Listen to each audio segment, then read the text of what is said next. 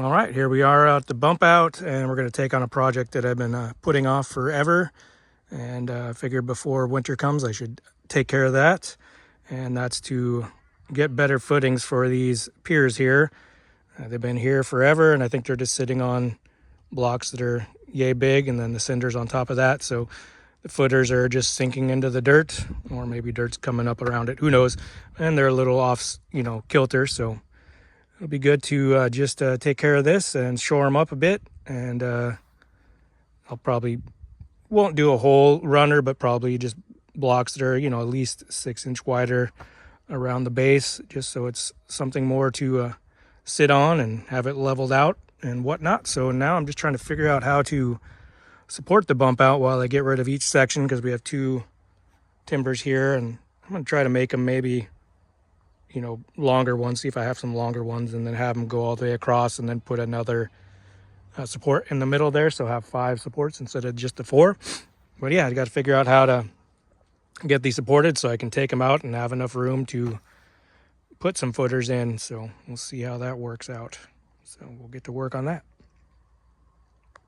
All right, and off to the races here. So just making a little flat spot there to put a little pier block so I can put some temporary supports up. Just on the right side there. And then we're doing a little landscaping here so we can get all the fluff out of the way, so we have a nice hard spot. We'll flatten it out so we can put another pier block down with another bottle jack and some wood and a little T-post there, so we can safely and securely take the first pier stack out of there. I think it would be fine anyways because all the other piers are still up. But there's the footer. That's all we had for a footer, was a little 16 by 16 block, and it just sank over the years. So we'll make little forms here out of this scrap 2x6s that I had laying around, and making them 2 foot by 2 foot footers here. Yeah, this wood, I think it was from the previous owner, had them from a old deck, so they had outlived their useful life. Structurally not sound for anything except for what I'm using them here for. Just got to form a mold, and then that's all. And then we'll get those done after everything's cured, take them out of there and send them on their way. But made the mistake of putting 2 bags of cement in the first one, dry, and then trying to mix them up. Yeah, that was a lot of labor trying to get, the water to cement ratio proper. It's too dry, and then all of a sudden it's too muddy, and then you get it just right. Then I decided to put 2 pipes in there as rebar. I didn't have actual rebar, but I had these galvanized pipes laying around, so I cut them into just shy of 2 feet, threw them in there, and then decided to mix up 2 bags and put them on top. And that was still too much, so I decided the best ratio is to just mix up 1 bag of dry cement at a time. So put 1 down, mix it up with water, then throw another bag in there, mix it up with water, and then put 3 in there, and maybe just a little more, at least 3 bags in, create 2 little channels, then I can throw my little rebars in there. So I did 3 bags there, and let's see if I do more of that. I think I do a little bit more. I think it was just a little bit too wet, so I was trying to get the right consistency. Throw the bars in there for lateral strength, and then hand mix the last bit of the bag in a bucket so we don't disturb the rebar, as it were, the supporting bars. Then just take, a scrap piece of 2x4, 2x6 and level it out as best can. Let gravity do the rest if it's not completely flat, but we try to get it as level as we can. So this is number 3. And that's my dog thinking the door is being knocked because I just hit the side of my desk here. Anyway, yeah, just getting it level as best as we can. Doesn't have to be perfect, because again, it's just almost a liquid with the cement, and it will do its own leveling, I imagine, after you smush it all down. But yeah, 1 bag, 2 bag, and working on number 3. And then rebar, as it were. And there it is. And yeah, definitely wish I would have had a cement mixer, but it's just never been something I've purchased. Maybe someday when I won't need to mix anything anymore, but because I've just done a ton with these footers and the deck footers that you'll be seeing here pretty soon.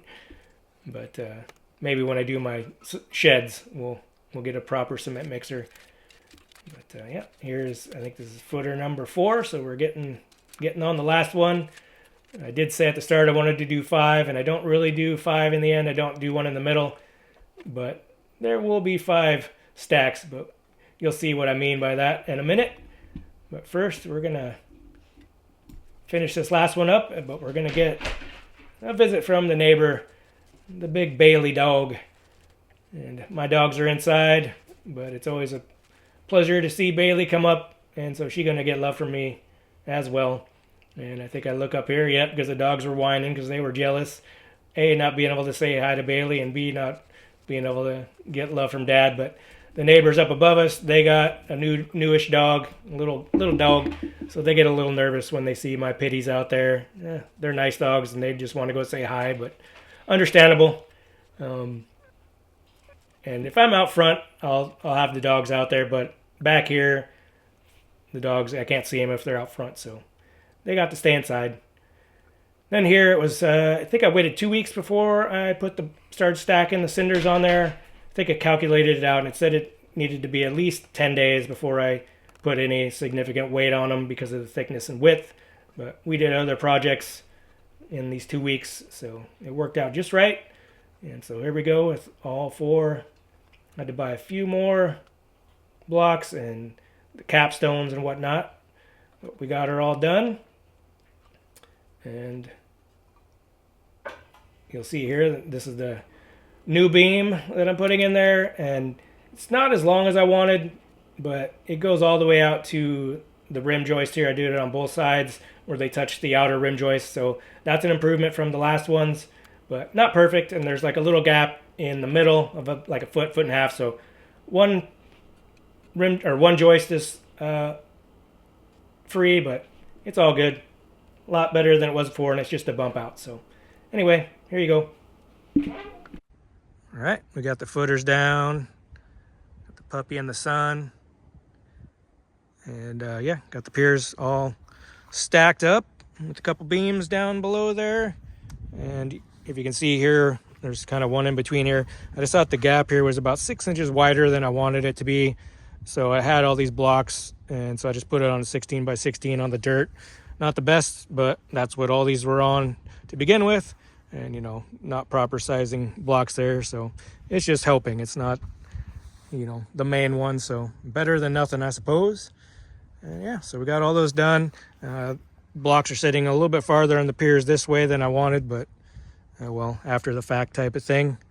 This one's a little better, but we're not super precise here, obviously.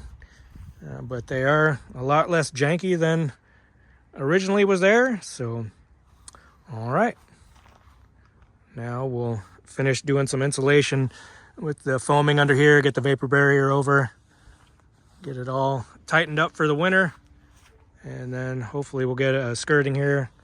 I mean, I'd like to do it this winter, but we're working on decks next, so, and then probably inside when it gets too wet and cold, but that's what we got for now.